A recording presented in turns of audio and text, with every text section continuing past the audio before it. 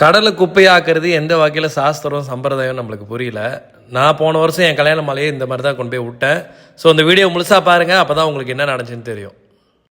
என்னங்க எனக்கு ஒன்றுமே புரியல. அதுதானப்பா எனக்கும் புரியல. ஆடி மாதம் வந்துருச்சு. நிறைய பேர் கல்யாண மாலையை கொண்டு போய் கடலில் விட போவீங்க. ஸோ கல்யாண மாலை கடலில் விடுறது ஒரு சாஸ்திரமாக சம்பிரதாயமாக ரொம்ப வருஷமாக செஞ்சுக்கிட்டு இருக்காங்க. இந்த வீடியோ போன வருஷம் நாங்கள் மாலையை விடும் போது எடுத்த வீடியோ இப்போ தான் நான் போஸ்ட் பண்ணுறேன்.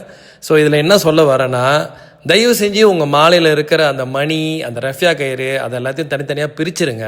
இந்த மாதிரி மாலையை பிரிக்கிறதுனால ஏதோ ஒரு தோஷம் வந்துடுமா அதெல்லாம் ரொம்ப யோசிக்காதீங்க.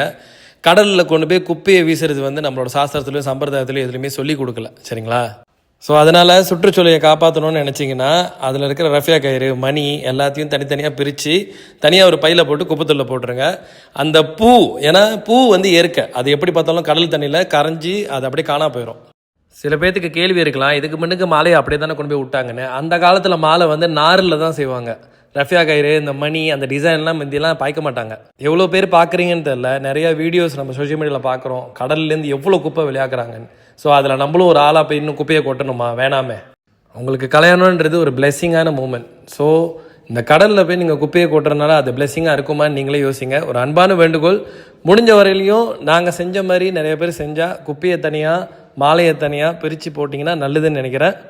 பெற்றவங்க பிளெஸ்ஸிங்கோட இயற்கையோட பிளெஸ்ஸிங் ரொம்ப முக்கியம். ஸோ அதனால் முடிஞ்ச வரைக்கும் எந்த விஷயம் செஞ்சால் நம்மளுக்கு நல்ல பிளெஸ்ஸிங் கிடைக்குமோ அந்த விஷயத்தை நல்லபடியாக செய்யுங்க. நன்றி, வணக்கம். டேக் கேர் பண்ணுங்க. Have a nice day guys.